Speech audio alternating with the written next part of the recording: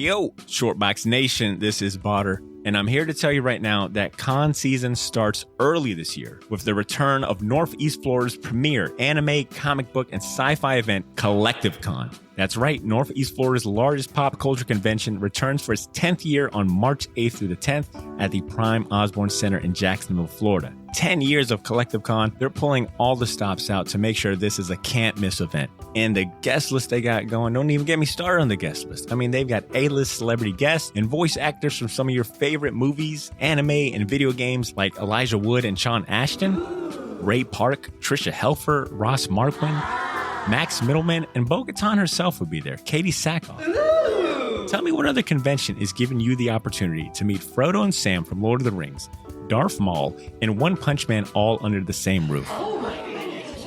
Only at Collective Con.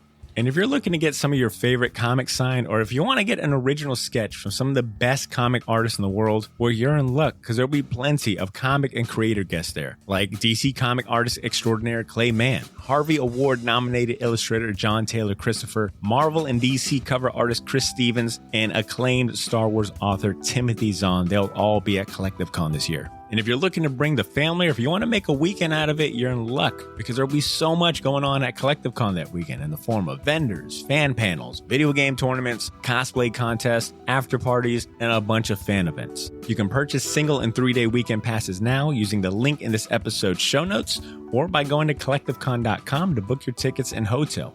Buy your tickets now, and I'll see you at Collective Con, March 8th through the 10th. Now let's start the show. In this episode of The Short Box. So I think the number one problem right now in the comics industry is that we don't have sales charts. So everybody's just guessing. That's the thing. All of these people who say they know, they don't know jack shit. They might know what their numbers are, but they don't know what anybody else's numbers are. So we don't know. We don't know how bad sales are. We don't know how good sales are. So that's the number one cause of this kind of really sharp anxiety. But I think the narrative is clouded by bad actors who are trading on the anxiety in order to sell their own product.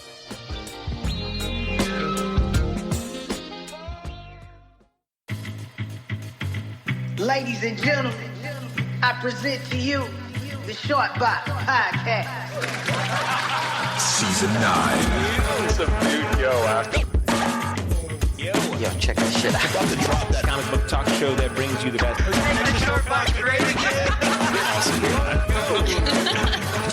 Shortbox Podcast is recorded live from Jacksonville, Florida. Yo, Shortbox Nation. Welcome back to the podcast. Thanks for joining us. If you're new, welcome to the show. My name is Botter, and this is the Shortbox Podcast, the comic book talk show that brings you the best conversations about comics and pop culture inspired by comics. This is episode 410, and today we'll be talking of Heidi MacDonald, an award-winning author and editor, and one of the most decorated and well-respected comic journalists and critics in the industry with over 20 years of experience. Now, you might be asking, why Heidi? Why today? Well, there's been a lot of gloom and doom when it comes to the current and future state of the comic industry lately. And it feels like you can't escape it wherever you go, whether that be on Twitter or Reddit or the various op-eds out there, or even just in comic shops. You find yourself kind of that conversation kind of just following you like a black cloud. And I'll be the first to admit that some of that energy has found its way into some of our recent episodes, especially when talking about the current state of the MCU and things like that. So I figured if there's anyone that could set us straight with facts and give us reassurance on how the industry is really doing, it's got to be one of the medium's biggest advocates and best subject matter experts. Aside from being an Eisner-nominated writer, Heidi MacDonald is the editor-in-chief of the comics industry news blog, The Beat, a.k.a. Comics Beat. It's the news blog of comics culture. It's an award-winning website that has lived up to its name since launching in 2004. And it's been such a staple to the industry that it was added to the Library of Congress's historical archives in 2017 and named one of the 25 best blogs by Time magazine. Comics Beat aside, Heidi has edited comics for Disney, DC Comics, Vertigo, HarperCollins, and Z2 on titles such as The Lion King, Scooby-Doo, Gargoyles, Swamp Thing, and Why the Last Man. She's also served as an editor and writer at Publishers Weekly and you can still hear her every week on the Publisher Weekly Comics World podcast. And if you're a fan of comic art and history and artist spotlights, I highly recommend finding yourself a copy of her book, Secret Teachings of a Comic Book Master, The Art of Alfredo Alcala. Now, before we officially bring Heidi on, allow me to give a big shout out to our sponsor, Gotham City Limit. It's Jacksonville's premier location for comic books, collectibles, toys, and more. And even if you don't live in Jax physically, you can still take your comic shopping experience to the limit by shopping their online store at GothamCityLimit.com. Now, if you do live in Jax, by the time this episode comes out, they'll be in the middle of their big Thanksgiving week super sale event. So if you've been looking for an excuse or a reason to finally pull the trigger on that omnibus or that incentive variant or one of those action figures or statues they've got in the shop, now is the time to get your holiday comic shopping in. Spread the wealth. And if you don't mind, go and pick me something up while you're at it, all right? If you pick me something up, I'll send you my address. Let's make it happen, all right? All right, now that we got the bills paid, Shortbox Nation, without further ado, let's welcome Heidi MacDonald to the show. Heidi, welcome. How are you doing today? I'm good. Thanks, Bader. Thanks for having me on. Wow. Thanks, everyone. Not accustomed to hearing such accolades. So many accolades. So I'm an accolade in my own mind. Heidi, by the time this episode will come out to the public, it'll be Wednesday, November 22nd, which is, local comic shop day. And I know you're based out of New York, so the options are plentiful for you when it comes to like awesome comic shops. But what comic shop do you call home? Like, where does your pull list reside at? Well, I just lost my local, which was JHU, no. Sort of getting in with the gloom and doom. And, that was definitely a gloom and doom moment, certainly for me. And I mean, it was right up the street from where I lived. I mean, in my neighborhood of Kips Bay. And I'm great friends with Ron Hill and Nick Purpura, who ran the store. So I was very sad to leave them. So I haven't actually had to go buy comics since then. But I guess when I do go, I will go to Midtown because it is the closest to me. Although I was walking by Forbidden Planet the other night, or actually last night, over on Broadway, and I was like, I haven't been in there. So I don't know. I guess I'm, playing comic shop Tinder right now. Like, I'm not sure, who I'm going to end up with. You're a comic shop free agent. That's good. Yeah, right. Yeah. But I mean, listen, you're right. I mean, all of the stores are fantastic. I love the guys at Forbidden Planet. I love Midtown. I wish I was closer to Anyone Comics over in Queens. It's a little far afield. I'm not going to go to another borough to get my comics. But there's quite a robust comic shop culture still here in New York City. So yes, I'm very blessed by that.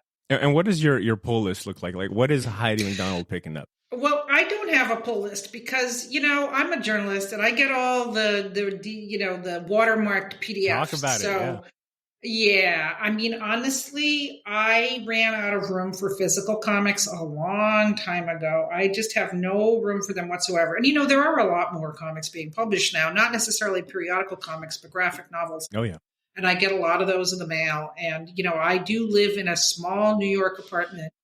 And, the stately beat manor is metaphorical, sadly. And, space is a priority. Yeah. There is. So I'm very, very happy that we have digital comics right now. So, but I'll be honest, I read mostly graphic novels and I'm not really I don't read a lot of periodicals. I read them when called upon for, news writing purposes. But I prefer to have the big satisfying chunk. What would you say was the last, if you don't mind me asking, what was the last couple of graphic novels that you've read recently that like really left an impression on you? Oh boy. I know it's putting you on the spot. It is putting me on the spot. Well, I was reading, I was reading Come Home India by Jim Terry. This was a little while ago, but it's such a good book. It's a autobiography, but it's just so well done and just so atmospheric and really, I don't know. I just really connected with it. But I gave some books to a child, and the 6-year-old child, was very captivated by comics, and she's quite precocious. So it was like, I never read a graphic novel before. She actually said that, but I read her Kitty Sweet Tooth, and she loved it. And I really, it's written by a very good friend of mine, Abby Denson. I will throw that in there with art by Uda Maru, who's a Japanese artist. But it was really great to see it through the eyes of a child. And, I started reading comics when I was a very small kid. And just became captivated, and it was really nice to see this child become captivated by them again. So, and I'll say this, I don't have enough time to read comics. I'm so busy writing about them and trying to save the industry. Yeah, I need to. I'm halfway through the new Jillian Tamaki, Mariko Tamaki roaming. I need to finish it. It's by Drawn and Quarterly, and it's about 3 girls who come to New York City for the first time, and they learn a lot of lessons. So I had a lot to relate to, but I just love the Tamakis. They're just so great. I mean, I say Tamakis, they are cousins, but you can say the Tamakis, but they are just geniuses. Mariko is, she won the Best Writer Eisner Award a few years ago, very richly deserved, and Jillian is an incredible storyteller. So really, really good stuff. On the topic of graphic novels, I'm kind of in this, not the same boat, but a similar boat where I spend more time talking about comics and doing the interviews and the podcast that it really is a challenge to find time to read as much as I used to when I was not doing the podcast or whatnot. But I do find that whenever I do have time, usually late at night, when I'm in bed and I just need to wind down, I'll tend to go towards graphic novels because I know there's a finish and an end. And I guess the diversity in range and topics and categories and genres that you get out of graphic novels have really been on point lately. Like especially in the nonfiction or autobiographical side, like the Miles Davis graphic novel that just came out. I've got that on my reading queue, but I'm currently reading this Michael Jordan nonfiction graphic novel that came out. I don't got the name here in front of me, but those have really started to pique my interest. Are those type of offerings, maybe outside of the usual capes and cows that I'm accustomed to reading? There's a lot of really great biographical comics out there. There's also a lot of mediocre biographical comics out there.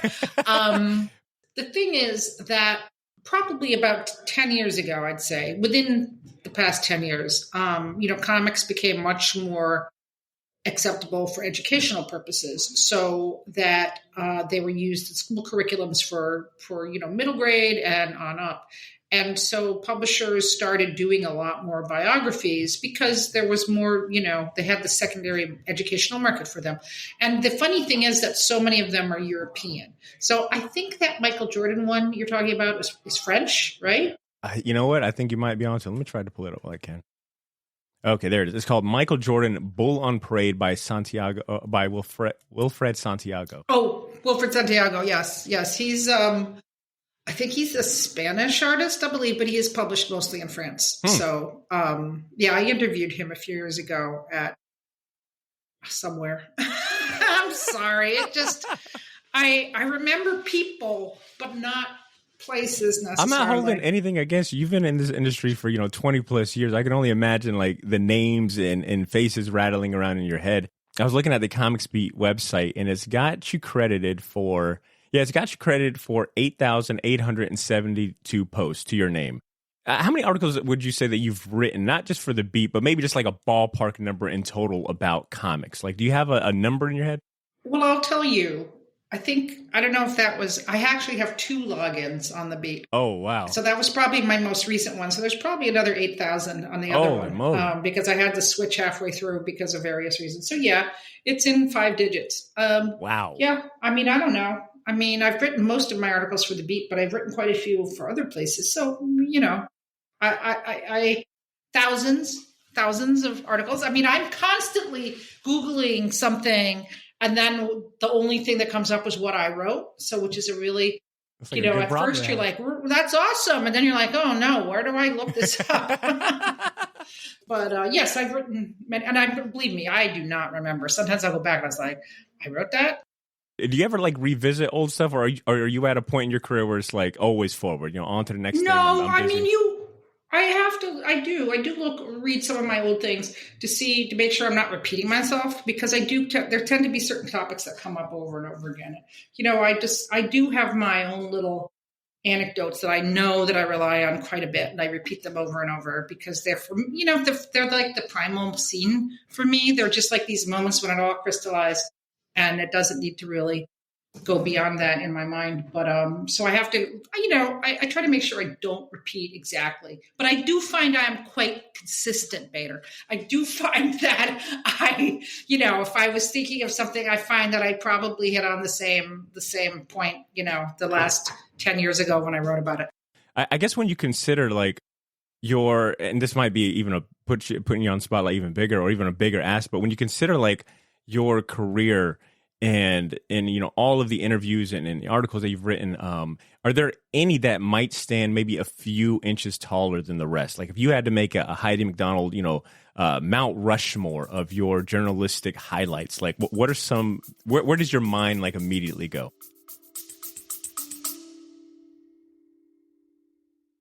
Yo, this is Botter. Sorry for interrupting this episode, but I'll keep it brief. I wanted to let you know about a massive sale we have going on over at the Shortbox store on all of our merchandise and apparel. That's theshortboxstore.bigcartel.com. You can now save 20% off your entire order using the discount code YOO, Y-O-O. So if you've been waiting for the right time to finally buy that gauntlet snapback, or if you ever wanted to buy any of the shirts you see me wear on the podcast, well, now's your chance to get them for a steal. We still have a few sizes left of everything, but they won't last long, and once they're gone, they are gone. And then I mentioned that all of our apparel is screen printed on high quality material. None of that heat transfer or direct to garment stuff. Our shirts are some of the most comfortable ones you'll ever wear, and the hats look even better in person. So wear your support for the Shortbox Nation proudly, knowing that you're going to look damn good doing it. Get to theshortboxstore.bigcartel.com as soon as you can, and don't forget to use that discount code YOO, Y-O-O, to save 20% off your entire order. All of this information can be found in this episode's show notes if you want to get there faster.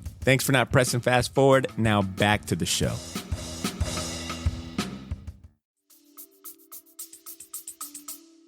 Well, that's a great question. And you separate them into two categories. There's the ones where you would just like, oh my God, I can't believe I'm talking to this person, right? And then there's the one where you're like, I really did a good job on that. And I haven't made a fearless inventory of whether there's any crossover there, which there could be. But I will say that my favorite interview of all time was actually for the podcast, and it was with William Gibson, the science fiction author, who's my favorite living author. And so just to get to interview him was like incredible. And it was also just when Pokemon Go had been released. So I got to ask him about that. And, talking about Pokemon Go with a guy who wrote Neuromancer is pretty much as good as it gets, right? Yeah. Right. So that was definitely the funny thing is it was at San Diego Comic-Con. So I believe earlier in the day I had breakfast with Margaret Atwood. And so it was quite a day. It was really a hell of a day. And that could only happen at San Diego Comic-Con, really. So what is my best interview? Well, a lot of times they're newsy ones, where I get the first crack at somebody with some breaking news. There was one recently with the people who did Behind Distillery, which is a new publisher. I mean, people, they're friends. I mean, it's hard for me not to have a personal relationship with people in the industry, just because I've been doing it for so long, and you just see the same people over and over again, right? So. But anyway, Chip Mosier and David Steinberger. I thought that was a good interview because a lot of people quoted it. I had an interview with Axel Alonso when he first got the job at Marvel as editor-in-chief. Oh, wow. And, we had worked together at Vertigo, so we were friends. And I had, requested, could I interview him? They're like, okay, sure. You could do the intro, the debut interview, right? And I do believe that is the only time he was ever interviewed. Oh, wow, really? As editor-in-chief. Like he did like, Axel's cup axe to grind or whatever. Stuff, yeah. I made that up, by the way. He did like some writing for CBR, and he did, interviews, but they're more like, what's coming up in this new reboot or whatever. I think it was the only time he did an interview that he was just like answering questions. And I do notice that it's cited on Wikipedia quite a bit just because it was the only one that he did. So that was really, a great opportunity to talk to him. And I think when I first started doing the beat 20 years ago, I did some really good interviews with people like Eddie Campbell and Dan Clowes and Gilbert Hernandez, and just some of my favorite cartoonists. So I guess I'll just say one more because it's interesting. Please. I've never, way back in the day, I did a very long interview with George Perez for the spotlight on him that Fantagraphics published. And I mean, I didn't even know what I was doing. If I were to read this, I would just die of embarrassment, I'm sure. And, I sat there and quizzed him for like 2 hours, and I was just like a kid who didn't know anything. But, a lot of people have said they really enjoyed that interview, or a lot of people have read that book and enjoyed the book. So I hope I did my job, and I hope I did right by George. I wish I had been able to do another interview with him, before, sadly, he passed away. But, I'd never got the chance. So at least I got that chance to do it that one time. Do you have like a white whale interview that you're still after? Is there someone in the industry, whether it be comics or just, I guess, pop culture and writing in general, that you're still like, when I get that, I'm good? That's the one. Oh, wow. Yeah. Because I imagine that list has got to be short, considering, how long you've been doing this. Like, it's got to be a short list. Yeah. I mean, yes. Okay. Well, there's a couple. Oh, please give it to me. Come on. Well, the one is this again. It's like, who would I nerd out over, and then who would I really love to just sit down and talk shop with. So the first is like just Carl Urban, because I love Carl Urban. I'll just say that. One. And I mean, he is also, I've seen him talk, he comes to all the cons. He's so charming. He's so funny. Everybody, he's been drinking with my friends. He is definitely a legend. And and then when The Boys first came out, there was supposed to be a junket that I was supposed to go to, and I never got to go to it. So I'm waiting for that chance to come back. But I'm sure it will happen, because it just does. These things they all come around. One of the great white whales that I wanted to talk to was way back in the day when I worked for Disney Adventures, and that was Jackie Chan. So that was, really great. So as far as comics industry people that I would really like to sit down and talk to, I guess Urasawa would be, or Junji Ito, right? Now, Naoki Urasawa, but it's hard because of the language barrier to have a really spontaneous conversation when there's a big language difference. I did interview Mayako Ano, who is a mangaka, she's married to, I'm going to mess up his name. He's the guy who did Neon Genesis and Evangelion. So like this, like Travis and Taylor of comics, of manga, anime. I got to interview her, and that was really incredible. So, but as far as in English, who would I like to boy, I don't know. That's a really great question. I'd love to. I tell you, if you're listening, he's not. But I'll tell you who I'd like to interview right now is Mark Millar. Or Millar, right? I can imagine why. I think it ties into a big reason why I had you on. But listen, I know Mark quite well. We've known each other for a long time. In fact, there was one night at a con where me, Mark, Alex Ross, and one other comics journalist sat there and talked for like an hour. It was just like the end of the night. The bar was closed. And we just sat there and shot the breeze for like an hour. It was amazing. I wish I remembered more of that conversation. But I would love to talk to Mark Millar now, because he obviously has a lot to say. And I'm not saying I disagree. Actually, he has some. Mark's super smart and has some really great points. So it wouldn't even be like, how could you possibly think Robert F. Kennedy is sane? Because he's not, obviously. But Mark had one of those great moments that I've actually quoted many, many times in my work, is when he told me that it's only when people are desperate in comics that they really innovate, and which is true in all media. So I think we're reaching that point. So Mark actually has some very, very very, very insightful comments to make about comics. And so I think it would be a lively conversation. I'm here for all of that. And you know what? Hopefully Mark Millar is listening. All right.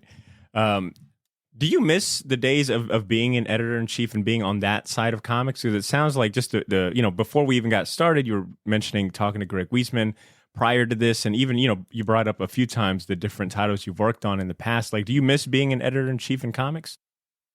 Well, I was never an editor-in-chief. I was just an editor. But yes, short answer is yes. Now, there was a long period where, I worked at DC Comics for 3 years, and that was the longest 30 years of my life. Not some of it. I mean, it's just very, very, very intense to edit monthly periodical comics for Marvel or DC.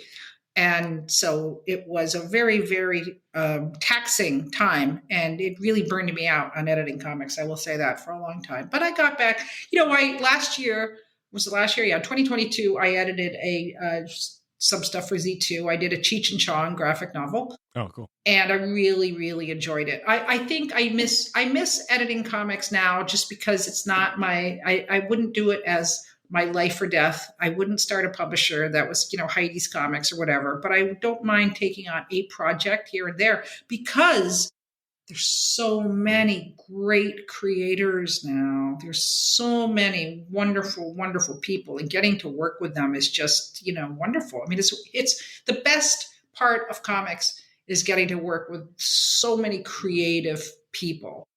And so, I'm at a point now where I could just respect the process and it not be this matter of life and death, which it was when I worked at DC. So I guess for the layman out there, like what is the noticeable or major differences between being an editor-in-chief at, for Comics Beat and covering comic news and interviews versus, being an editor for, a comic publisher? Like, is there any overlap or just, is it completely different worlds? I would say aside from having to have a good knowledge of grammar, there's almost nothing in common. And, when you're a journalist, I mean, you have to have good grammar. You have to have an ability to find salient facts, be able to back them up, be able to research. Also, I mean, for what the Beat does as a daily website, you have to have a kind of an idea for what is newsworthy. You have to be able to, write good headlines. You have to have some knowledge of what readers are going to want to see, or, how to get readers to read stuff. Working with publicists and challenge, that. But it's not that different from being a journalist in any other field. You could do it as a comic book editor, as a comics editor, a graphic novel editor, is a really, really, really unique skill set. And you need to, whenever people ask me about how to, breaking in as an editor, I say, you got to understand this job is probably 50% psychiatrist, 30% story editor, and 20% project manager. And a lot of people think it's like 50% story editor and, 20% psychiatrist. In fact, one of my, I don't want to say the word proteges, but just somebody who I really watched. I don't have any proteges, but somebody who I really watched and grow through the industry and is now a very successful editor. And when I first told them that, they kind of were like, really? I don't think so. And now they're like, you were 100% right, Heidi. Where's the psychiatrist part come in? Is it just dealing, what they say, thinking about this Erykah Badu quote when she talks about being an artist and she says, I'm an artist, I'm sensitive about my shit. Is that where the psychiatrist part comes in? Is just dealing with, creative people and, just the emotions they have regarding their work and stuff? Absolutely. People are very, very sensitive about their work. And in the case of certainly, I will say that the psychiatrist, that, just being a people manager, when I say psychiatrist, I just mean a people manager. It might be even more exacerbated again for the periodical comics industry, because you get into I mean, there's fewer and fewer monthly comics that have a team that goes on for years. But when you do get into that, it's a real marriage. It's a real relationship in that you are talking to this person month in and month out. It's a very, it's a very ongoing relationship. And especially just in terms of deadlines, you need to be able to understand what a person can do and what a person can't do. And it's the whole team, it's the whole, the production schedule of comics has changed a lot since I was now, it's all digital. In my day, you had to wait for the FedEx to come, as crazy as that sounds. But, it's just like deadlines. What are people capable of? Everybody burns out, everyone burns out on repetitive tasks. And I think just the people manager comes in for graphic novels when you're working on a project that is 120 pages or 160 pages. I mean, that's going to be at least a year of a person's life. Sometimes it's a lot longer than a year. So again, you're developing, sometimes you just send people off and they just do the work. But other people really need to have someone to bounce ideas off or to have this. Some people want the check-in, believe it or not. Some people really want an editor to check in on them. And, sometimes you don't. I mean, it's not like you want to be the busybody. I actually know some editors who were busybodies, and their creators came to really resent the fact that they were always hanging out and talking to them and wanted to be their buddy. So that's what I'm saying. It's like every relationship is different. Every creative process is different. Every cartoonist, every writer, every artist has a different creative process. And as the editor, you must figure out how to create an environment where they can do their best work and feel secure, feel confident about it.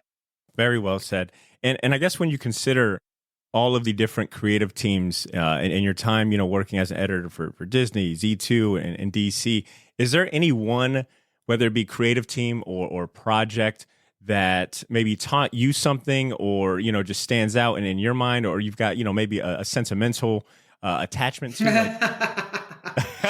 Well, there's a lot of lessons you learn. Of course, I loved working with Brian K. Vaughan and Pia Guerra on Why the Last Man. And I loved working with Brian. I worked with him on Swamp Thing before that. And I like to think we had a really great relationship. And so that was a lot of fun. It was a lot of fun because I don't think an editor should be a really overbearing presence for any creator. I think your job is to let that creator do their best work, not tell the story that you want them to tell.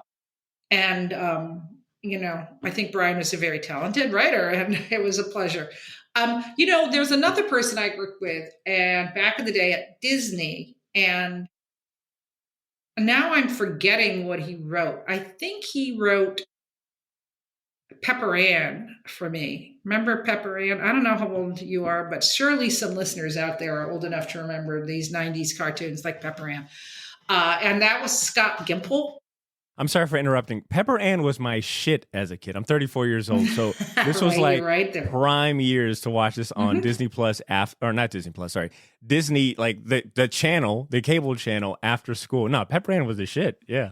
Right. It was so good. Recess, right? Recess, that was my favorite. Recess is like so good. It might be my favorite cartoon of all time. Like Hustler Kid. Like that's what I envisioned, like my school life was supposed to be. It was clearly not that at all. But did you have a hand in Recess at all? I mean, I didn't. I mean, we did the comics. Oh, wow. I mean, I loved it. Oh my god! The minute I got the Bible for Recess, yeah. Oh, Spinelli was my favorite. I just adored her. I believe wasn't it Pam Segal who did her voice? I believe so. Let me look it up. Yeah, because then Pam Segal had been. You know what? That's my holy grail interview because I'll tell you why. It's like way back in the day. I worked for her aunt, Lynn Siegel, at the Hollywood Reporter, and Pam was just this kid. I mean, literally just a kid who would come into the office all the time. And I'm sure she doesn't remember me at all, but I would love to be, I was just like, oh, she's coming in and she's hanging out and she's kind of annoying us while we work. And then I was like, oh, she became a voice actor. And then I was like, Spinelli. Oh, she did Spinelli. This is so cool, So I was actually advocating then to try to get an interview, but I never could. So now, of course, she's so successful with Emmys. That's really, again, I love seeing people go on and be successful. But yes, Recess, Pepper Ann. So I was going to say, with Pepper Ann, this guy, Scott Gimple, wrote some stories. And so he was great. I mean, he wrote some of the best scripts I've ever seen. It was just an amazing working with him. He was so talented, such a good writer. And then it's so funny because I moved away. I was living in LA and then I moved to New York. And I would come back to LA like a couple times a year. And I would, call up writers and take them to lunch. And so I took Scott to lunch at this really fancy sushi place that's still the best sushi I ever had. And one of the Olsen twins was like right next to us. I guess this was a celebrity hangout. We didn't know it. So it was just really funny. Anyway, so Scott has gone on to be the showrunner for The Walking Dead. Oh, wow. And he's the whole head of the whole Walking Dead empire, right?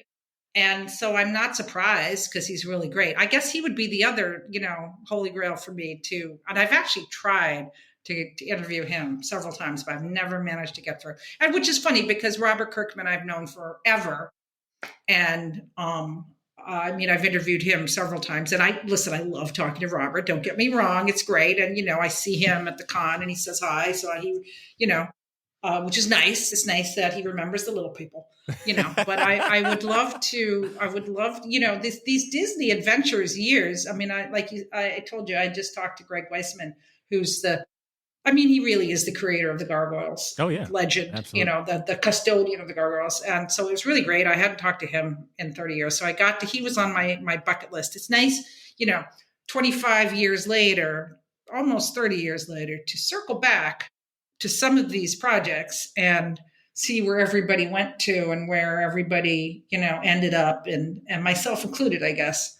How do you brought up burnout? And I was curious how you avoid burnout and maybe specifically, like, how do you keep things fresh? Having worked in, comics, like you said, for more than 20 years, like, how do you keep it fresh for yourself? I was looking through your Twitter. And, not surprisingly, you keep, you keep your finger on the pulse of a lot of pop culture. You brought up, Travis and Taylor. I think you also retweeted something about Andre 3000's Flute album. Like, I guess in addition to that, sorry for the compound question, like, what else are you into? Well, I'm definitely into baseball. That is my great, weakness is baseball. My great pastime is baseball, just because it completely... I love the Mets. I'm a Mets fan and we have the best announcers. And, it's funny when you said what I was talking earlier about repeating myself. It's like you listen to these guys. They do 162 games. They, like Gary, Keith, and Ron, sometimes, they don't do all 162, but Gary does 130 games, and Keith does 90 games. Ron does 90 games. The games are 2.5 hours long, and yet they never repeat themselves. I've really gotten into lately watching sports, like more than I've ever had in my life.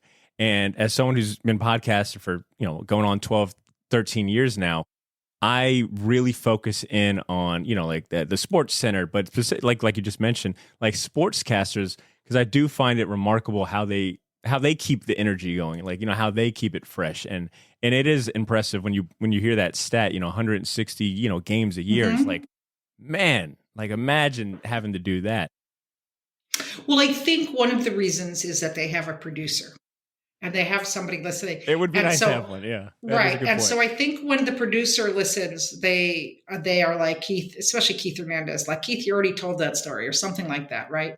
But there's actually like, so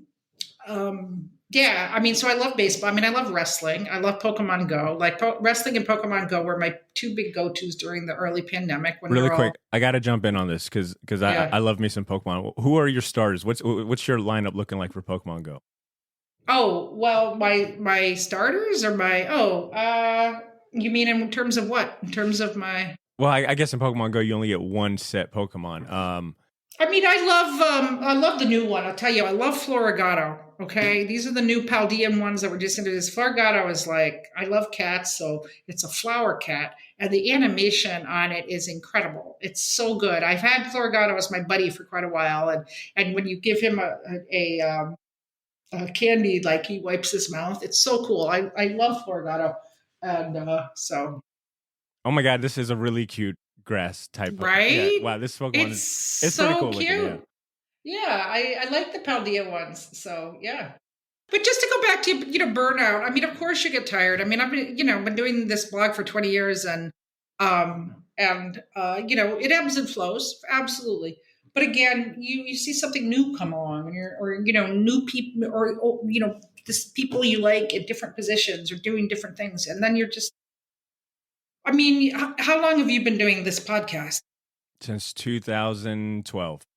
Right. So a long time, 11 years. And you always find something to say. Even sometimes I'm sure you're less into it or more into it. But at the end of the day, it's fun to talk to people. Oh, right? Yeah. Yeah, it's fun to hear my own voice. That's what you're saying. Yeah, right, exactly. I never get tired. I never get tired.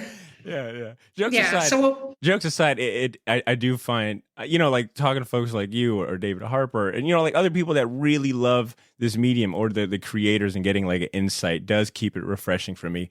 Even if sometimes like, my reading falls by the wayside, it is nice to still be involved, and put like something back into it as well, like to contribute to this thing I love with these interviews and insights, Yeah, I can only imagine. Yeah, I'm sure for you, it's, the same thing as well. Sometimes getting that nugget or that perspective from someone, is like, it reminds you of why you do it. Oh, yeah, absolutely. And just, new people come and have new ideas. I mean, I've seen, you said, but 20 years. I've been doing the beat for 20 years. I've been doing comics a lot longer than 20 years. It's closer to 40 years. Oh, wow. So I've seen a lot of changes. I've seen a lot of changes in attitudes. And I've seen, a lot of things that when I got into the industry, I felt needed to change. And I've been able to see those changes made. So that's really the best feeling. What are some of those big significant changes that you've seen? Oh, well, there's two. Well, there's three, but okay. I'll go with the one. Okay, first off, I was always into graphic novels. I was always pro graphic novel because I loved the long storylines in comics, right? And then I would be like, oh, this is really how you should read these comics, is like, I would love to save them up. And then when I had the whole story was finished, I'd go and I'd find a comfy spot and I'd read the whole story. So I knew the graphic novel was eventually going to be the way. And I didn't want to kill the periodical by any means, but I felt like the graphic novel should be recognized as a valid form for storytelling. And of course, now it's the prevalent form. And there's a lot of, is the pamphlet doomed talk, which there's been since I got into this industry. That's been that way for 40 years. And then, so the other thing, which is really the big one, is that when I got into comics, to have a woman reading comics, let alone making comics, was so unheard of. And such a battle and such a struggle. And so many times I was told women don't like comics because they're not visual, or they don't like superheroes, or they don't like action, or they don't like this, or they don't like that, or some other stupid shit. And, now it's, the reality of it is that there was a period where women didn't read comics. And that is the 80s and 90s. And I say women, I mean women and girls, because it was Trina Robbins, who was the great advocate for women in comics, who found all these statistics from the 50s that were publishers, like marketing research that they had done and that they published in like the Magazines Association of America. It was very, very dry, very numbers sort of stuff. And that showed that the audience was half boys and half girls for comics in the 50s. So this was pretty groundbreaking, shocking news. And, we would go up to publishers and shake this in their face, the male publishers of the day. And it wasn't, we didn't become more popular because of that. I'll leave it at that. But it was, I was told by everybody, by all the powerful people in comics, that women just wouldn't read comics, and they just, it never could be done. How do we do it? How do we do it? How do we do it? Well, you just make things that are accessible to women and girls. And of course, now it's, the manga revolution. Obviously, manga is insanely popular. I mean, I don't know what the breakdown of readership is, but it's probably 50-50. But there's seinen and there's shonen, and there's shoujo, there's shonen. I mean, there's books that girls like, there's books that boys like, there's books that boys and girls like. So it's just, I mean, that was the dumbest thing I'd ever heard. It's like, when you're standing there being a big comics nerd, and then you're told that you're the only one of your kind, or you're weird because you read comics. It just, for me, that created a big "I'll show you" attitude, and I guess I was right.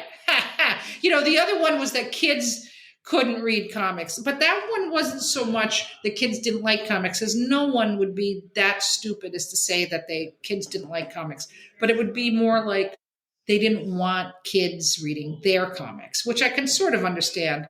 But that was also there was that period in the 80s and 90s when kids' comics were really failing. And a lot of reasons for that. So, but yeah, I was right about all three of those. Get it, Heidi. All right. I want to go back to your second point, because you mentioned it in this recent article that you wrote, which is titled "Retailer Warns That Comics Are Dying Again." It was published on November 9th. But in it, you have a line where you say that you've been writing about the decline of periodical comics here on The Beat endlessly for the last 20 years.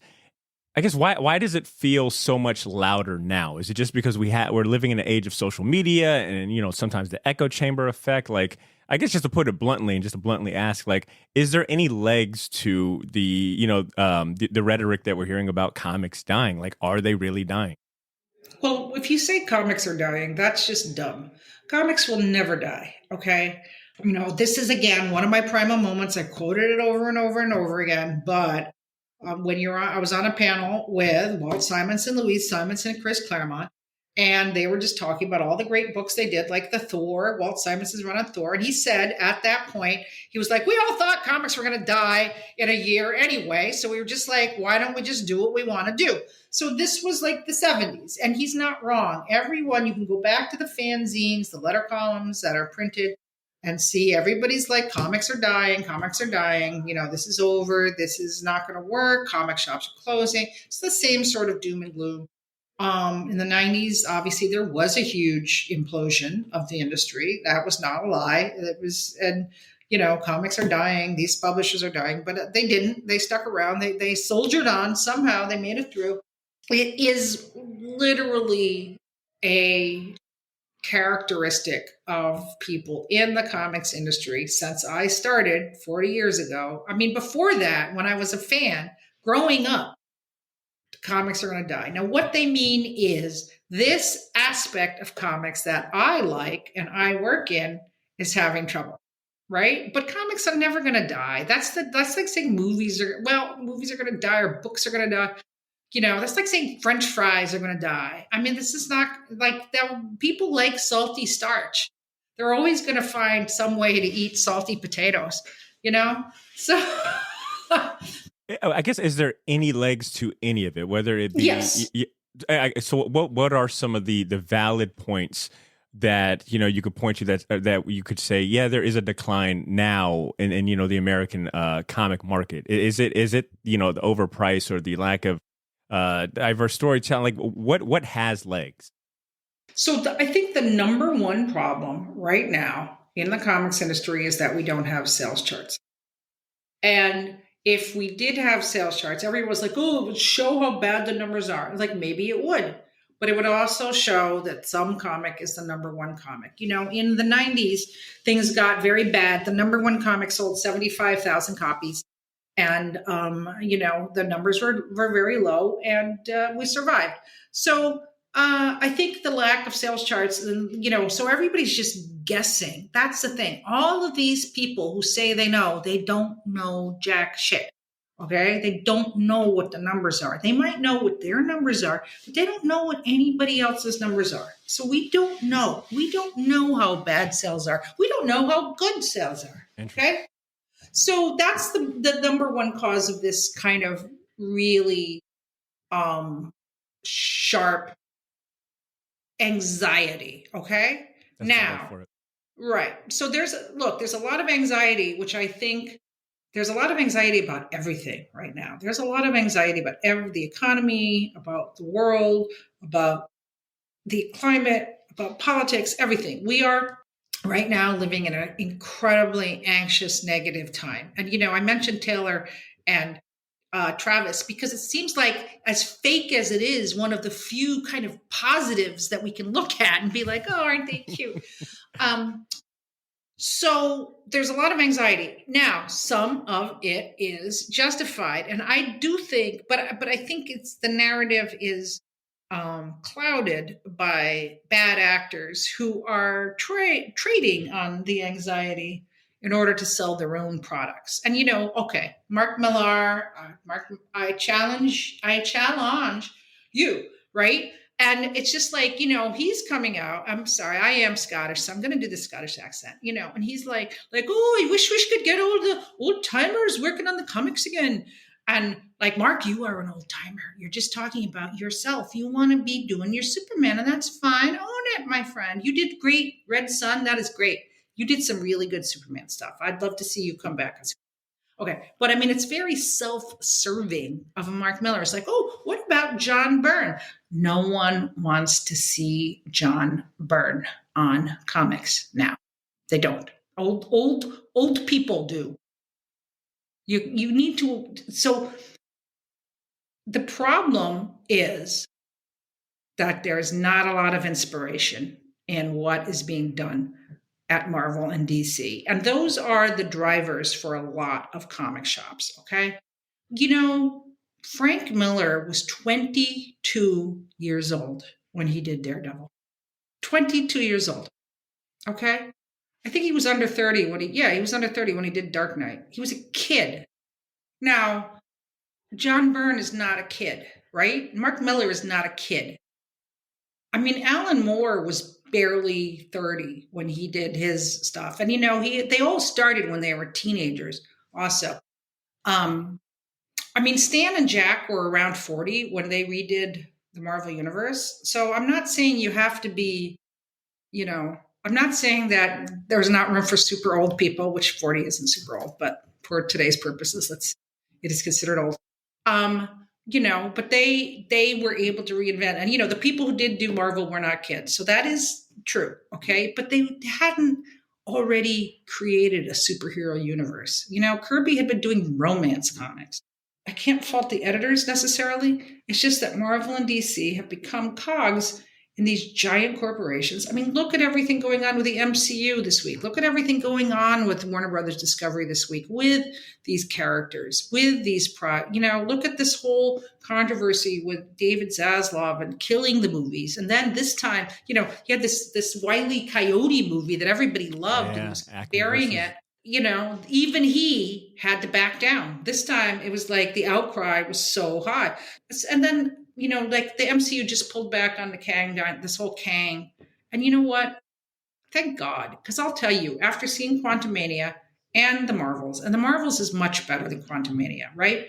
But it's like, it's so obvious that the people at the MCU have ideas, but they don't have stories.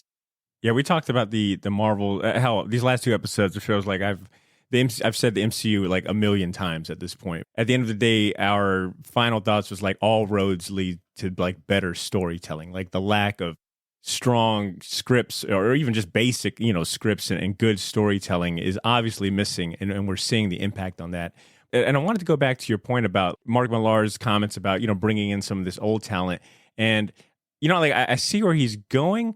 But at the same time, I think I'm in the same boat as you where like you can't rely on nostalgia to revive or keep especially like superhero comics. I think any comic shop that is only focusing on being a weekly superhero comic book store and only catering to, nostalgia and older readers just won't last. Like it's you gotta. I think there's a fine middle ground.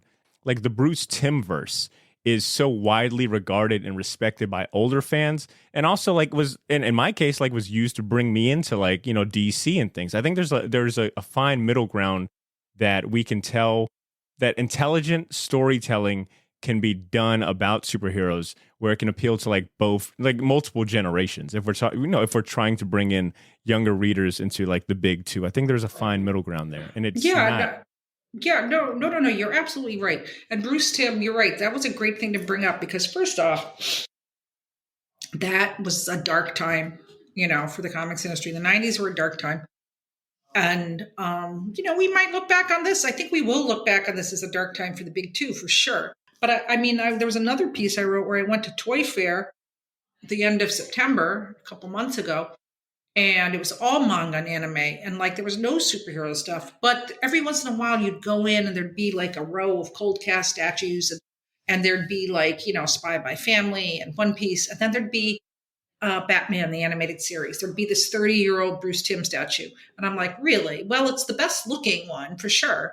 But it's 30 years old. So really, have we not updated anything? So they just have to take chances. I mean, Mark Miller is right. He is right about that. They have to take chances. And it's so dangerous to take chances at Marvel or DC right now, And I mean, Denny O'Neil took a chance on this 22-year-old kid, on Daredevil.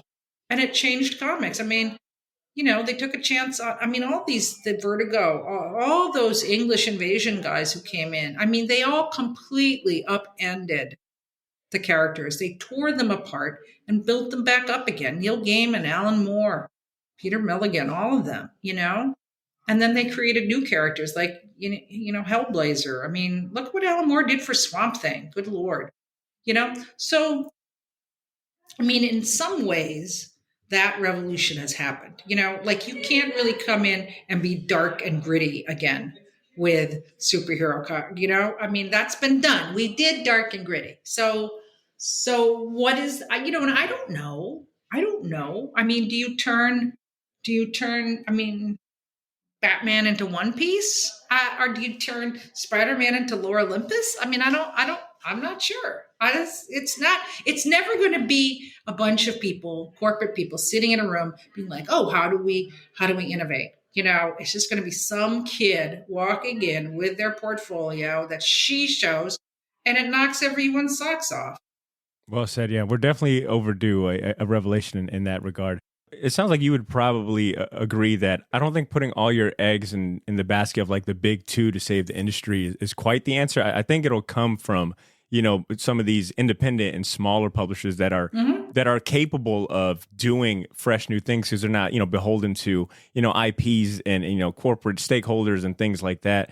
And if you do agree, like I want to hear who are some publishers in your eyes that are doing fresh things that are, putting out, really cool stuff in the world of comics, like, refreshing things. Sure.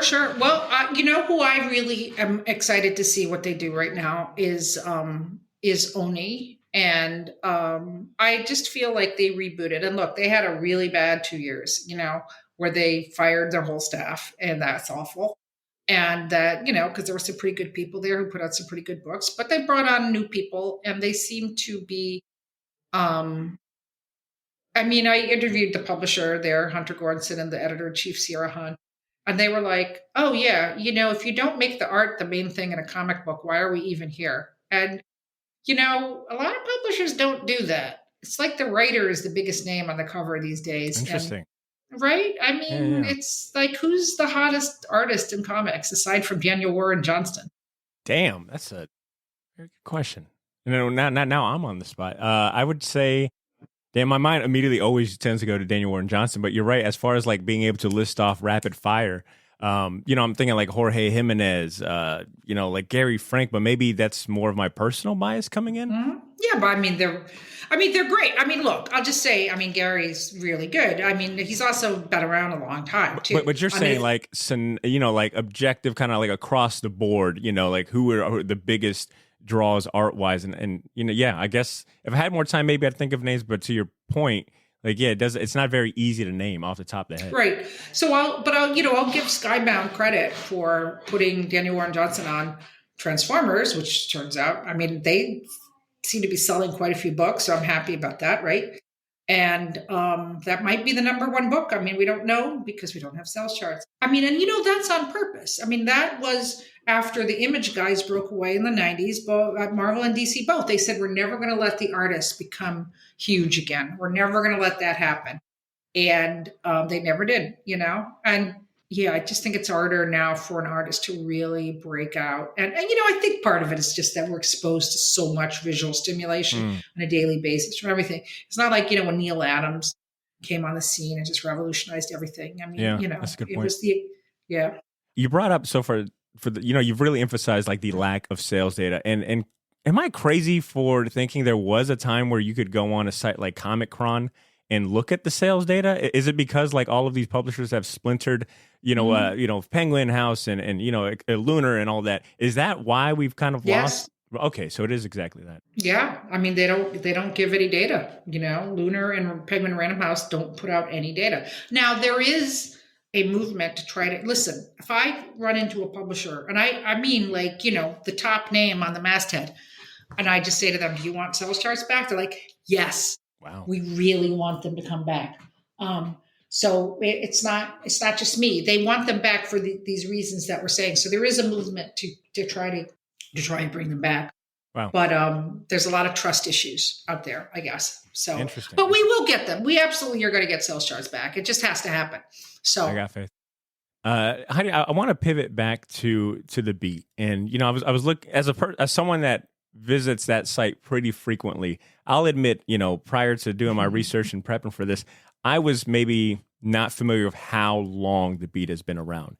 And then I got into a rabbit hole. Actually, it wasn't even a rabbit hole. It was just your Wikipedia that broke down like the history of the beat. And I've got a question for you, considering that the beat starts in 2004 on Comic-Con, and then moves to Publishers Weekly in 2006.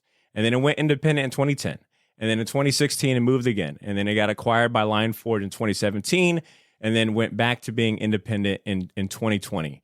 I would say that a less resilient person probably would have quit after the third or fourth move. But what kept you going throughout all of those changes and throughout those years? And what does like the beat represent in today's day and age, where it feels like anyone can get online and share their feelings and thoughts and quote unquote break news? Like what kept you going? What does the beat represent in today's day and age? Well, I'll tell you what kept me going, and it's very simple. Always bet on yourself. And no one is ever going to care about you and your work as much as you do. And so I realized that there was some value in what I did, and that no one else was bringing the specific. I mean, other people could do different things, and I mean, I would feel threatened sometimes by new sites that came along. And then after I analyzed, some of them were more successful or better in some ways than the beat. But after I analyzed it, I realized, they don't do what I do, and I don't do what they do. So it's fine. So that's it, really. I mean, I just believe I love comics, and I want comics to succeed, and I want them to be better, and I want creators to be more successful. I want them to be able to make more money doing it. I want everybody to be able to be successful in this industry. And I feel that giving them good information and that they might not have access to otherwise is beneficial to that. And I feel like readers want to have that same thing. So that's it. It's mission driven. That's one thing I've actually come to realize over the last few years, because when you read out like that, all the changes, you're right. It is, what was I thinking? So it's very mission driven. And, I've been doing, next year will be my 20th anniversary. I'm going to say, after I can do it every day for 20 years, we'll see. I mean, I'll probably keep doing it, but I can also be like, you know what? I did this. Yeah. So, and what was your other question? No, well, the other question was, what does the beat represent in today's day and age when it feels like anyone can, break the news or share their opinion? Well, can they? I mean, when I first started, there was a blogosphere, and there was a lot of other really good writers like Tom Spurgeon and Kevin Melrose and Johnny Bacardi. I mean, I still have my blog roll. I've never gotten rid of my blog roll. I still have it archived. But yeah, there was kind of this robust dialogue going on that was replaced by social media.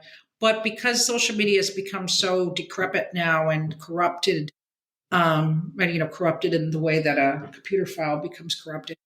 Actually, I hear people saying blogs are going to come back. So that might be the next thing because, newsletters came back, message boards came back. So all these forms. It really is all cyclical, isn't it?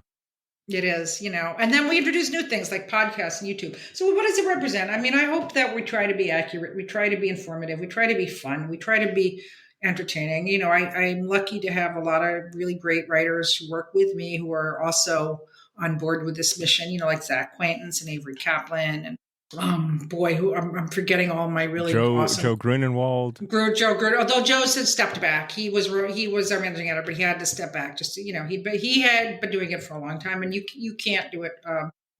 Gene Simons, and we're bringing out some new people. We just got a whole bunch of writers about manga and anime, and they're doing a fantastic job. So that's it. Just seeing new people come in and become excited about things that keeps me excited.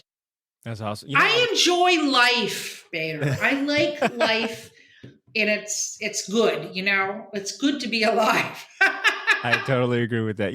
I had texted. I've got a little text group with Chris Hackett from the Oblivion Bar podcast and Greg Lichtig from the First Issue Club, and I was telling them like, hey, I've got Heidi coming on the show. I've wanted to get her on for a while. And Greg's most immediate response was like, hell yeah. He was like, we need more outlets like the Beat and Sketched, like who aren't into sensationalist news that do the legwork of looking up facts and presenting that in a unbiased way. And and I think that was really, and I got to really experience that, or like kind of have that feeling to this week when the news of the Comixology basically going away come December, I think 4th or something like that. I think my knee-jerk reaction was like, this is why I don't fuck with Comixology, this and that. And it wasn't until I read your write-up where I think it was in a tweet, you had mentioned something like, hey, it's not all that it's cracked up to be. And, I got to reading your article and it was like, yeah, only 7% of, comics or users actually use the Comixology app. Most of them are using Kindle anyways. And, most of that team has moved it to the Kindle to improve the reading experience. And it was just a moment of like, man, you got to remind yourself not to just have these, knee-jerk reactions, to look past the headlines. And well, that's a good example because obviously I had access to some background information that, I was given access to some background information. And,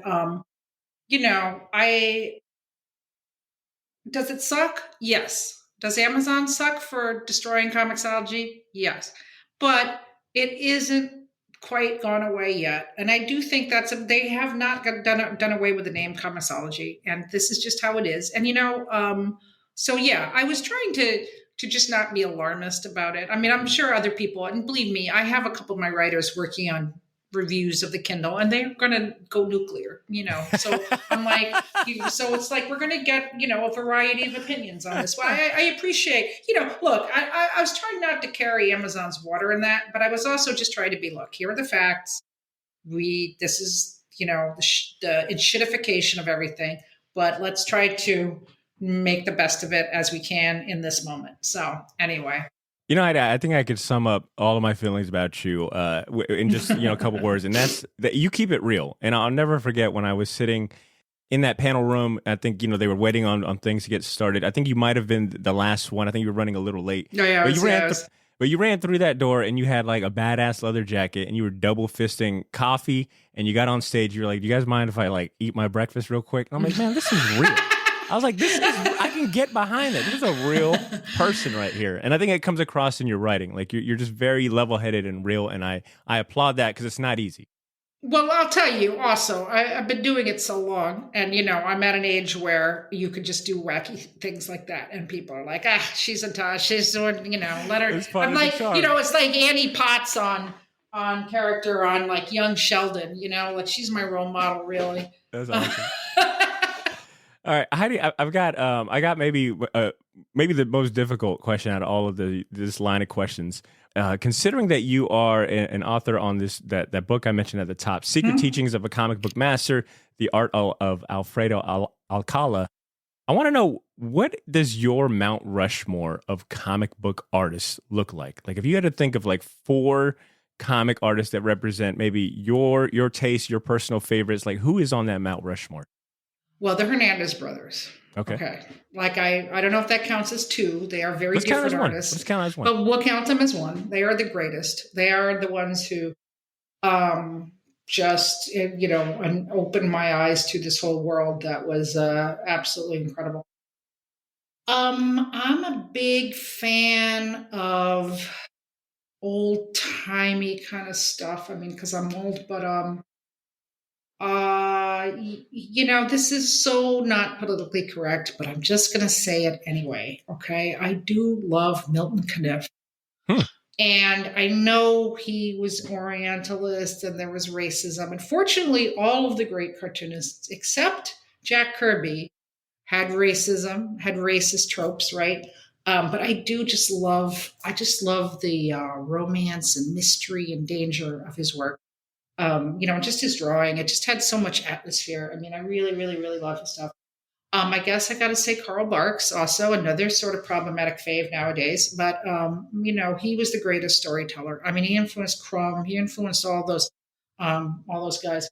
I would also say, I mean, I love Linda Barry, okay? But, her art is a little, but her writing is the greatest writing, Now, I'm not familiar with Linda Barry. Like, what has she done? Well, she did Ernie Pook's Comique, like Drawn and Quarterly puts her stuff now. She did this comic strip that ran in the 80s that was called Ernie Pook's Comique, and it was just about her growing up, and like this girl Marlis, and Linda's part Filipino, so it was like kind of this mixed race, and just growing up, and just the things that happen to kids. And her writing is just insanely beautiful, and it's a lot like Love and Rockets, I would have to say. When you read those really incredible stories that Gilbert and Jaime both did, where they just show you the character's whole life in a few panels, and just everything that motivated them and what their hopes were and where they failed in like one panel. Like, they can both do that, and it's absolutely heartbreaking. And Linda can do that too, and but I will say, her art is she draws in this modern primitive style, but it's still just like the most heartbreaking and emotionally charged. So I guess those would be those. That's still only 3. No, that's 4. That's 4 of my. But if you want an honorable mention, I mean, look, you're Heidi MacDonald. You get a damn honorable mention. Yeah, right. What do I get for? I got to put a modern person on there too. A little more modern, who really is like just the bomb. I'd put Urasawa on there too, although his work is that's just my personal, like his stuff is kind of uneven, and not everything is as great, but I think 28th Century Boys is his masterpiece. Pluto's great. Monster's great. I mean, he's just like an incredible storyteller. So, have you ever read Master Keaton at all? I haven't read that, no. But I mean, he's done so many. The one that I know nobody likes is Billy Bat, right? I've never read that one, but I don't know if there is like a bad. This is the first time I'm hearing like he's got like something less than, I guess, mid, or as the kids would say. But you've mentioned all of his top hits, right? Like 20th Century Boys, you can't go wrong with. Pluto obviously has got its own damn adaptation that's fantastic. Yeah, but you know what? Look, I've told this to people, and I'll say it again. I'll tell you, how to save periodical comics in America? You got to break in to Marvel and DC, and you put the first volume of 20th Century Boys on everybody's desk. They come in for work. They don't do this. Like, neither Marvel nor DC has an office anymore, so this wouldn't work anymore. But back in the day when they did, if you could have somehow broken in and left first volume 20th Century Boys on all their desks, everyone would have read it. They would have peed their pants, and then they would have tried to do better. I've had 20th Century Boys Volume 1 on my nightstand for a minute now, and I think this was the motivation to finally crack that book open. would 20th Century Boys be your pick if you had to give someone one graphic novel to like get them into the medium of comics? You know, and I'm include obviously a manga in that as well, but would you say 20th Century Boys, or do you have another pick? Well, I think you might do the first 20th Century Boys or the first One Piece. Let's be honest, you know, that although he got better, but it's just so like at the end of the first volume, you've met all these characters. You know, Luffy wants to be king of the pirates, and how are you not going to keep reading it, right? I'll tell you though, if you want to really get someone in, yeah, what's your go-to? Do you have a go-to? Okay, well, there's two, but they're complete opposites. So one is Smile by Raina Telgemeier, which is about how she falls down and knocks out her teeth, and it's a classic. But everybody has, I was talking about this with some friends over the weekend, everybody has nightmares about falling and knocking their teeth out, or, you know, losing their teeth, getting hit in the mouth, right? Everybody's universal. I mean, it's literally happened to me, so this sounds right okay. So there you go. So you actually had it happen to you, right? But for those such as myself who are lucky enough not to have had it happen, but to worry about it, this book is what happens when you fall down and knock your teeth out. So, and it's charming. It's wonderful. It's an absolute classic. So nobody's not going to want to read about what happened to this girl when she knocked her teeth out, right? You're not going to put this book down. And the other one is the exact opposite, but My Friend Dahmer by Durf Back Durf. There is no one who is not going to start to read this book, right? Yeah. I went to school with Jeffrey Dahmer, one of America's most notorious mass murderers. And what was he like, right? I mean, it's a bestseller in many languages. It's another classic. It's just, you know, like I said, my go-to is just like, people are going to open that book up and, you know, they might not like the art style or something, but they're going to want to know what happens, you know? And I guess the other one is Watchmen. I mean, which is a little, people are like, well, it's too difficult. I mean, look at how we still quote it constantly. You're right. It is almost like a cliche. You know, that's how popular it is. It's a cliche to say it, but I did it 35 minutes ago.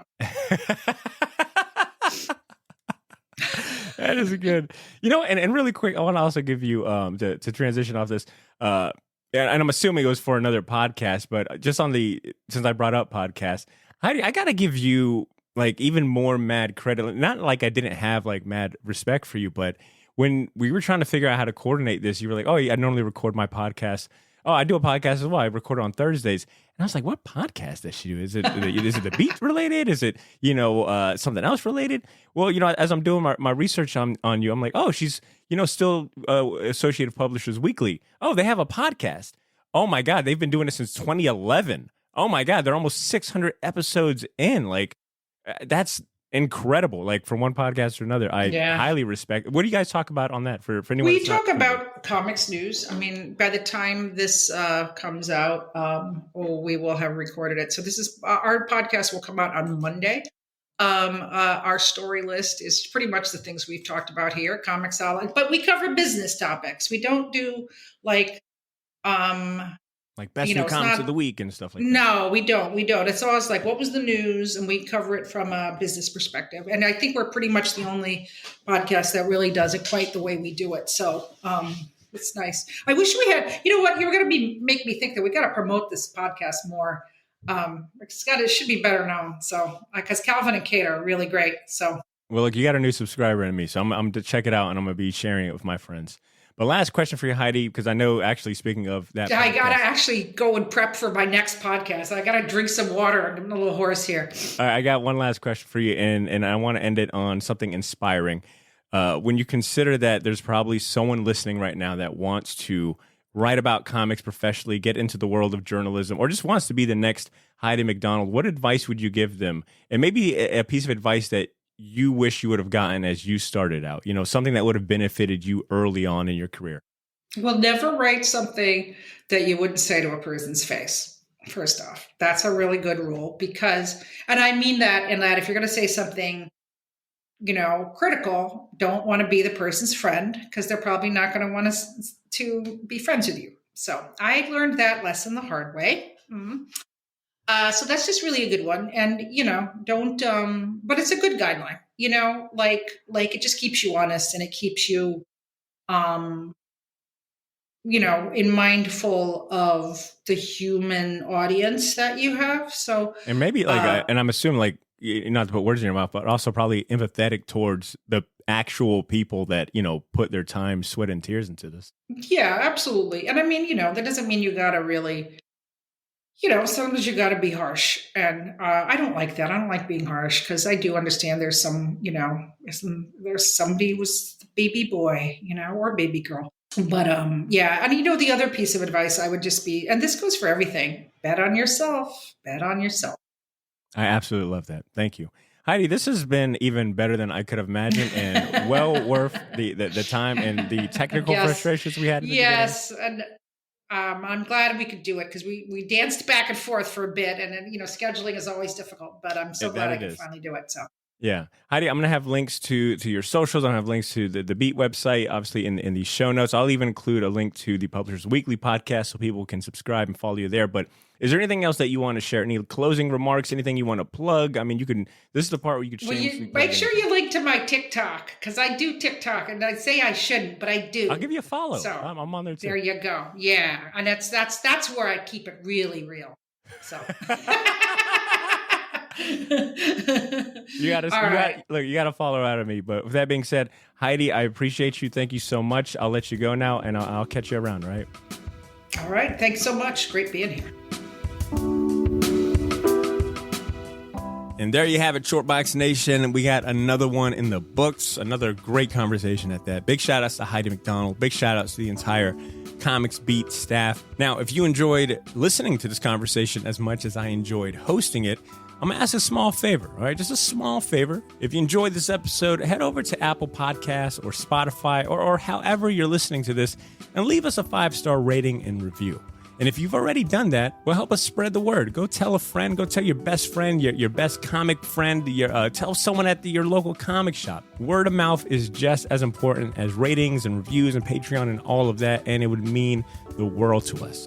And since this episode drops on Wednesday, aka Local Comic Shop Day, as well as being the day before Thanksgiving, I want to wish all of you a happy Thanksgiving if you celebrate. I hope your food is immaculate. I hope the conversation at the dinner table is great.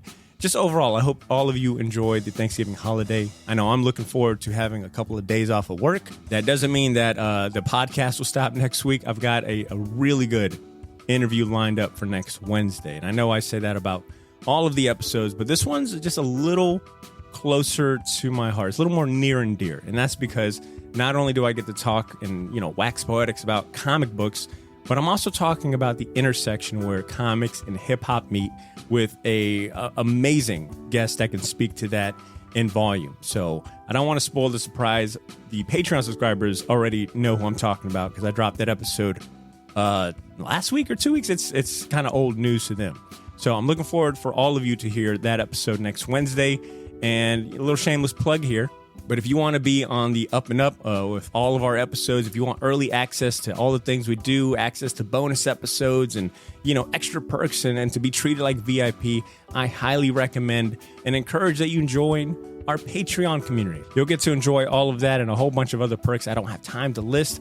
But I'm telling you, it's affordable and well worth your time and investment. And the best part is all of that, any money that we get from Patreon or even like the merch store, just goes back into the show. So you can feel good about getting treated like VIP as well as helping us grow this show and continue to make it better. So patreon.com/theshortbox. And if you want to buy some Shortbox merch, check out the Shortbox store. There's a link in the show notes. And we're running a sale too. You get to save 10% off with the discount code. All right. All of that is in the show notes. We're trying to make way for some new designs, so we got to get rid of some old stock. But that just means, we're passing the savings down to you. With that said, this is where I'm taking my leave. I think I'm just stalling at this point. Until next Wednesday, take care of yourselves. Go read your comics. And please continue to make mine and your Shortbox. I'll catch you next week. Peace.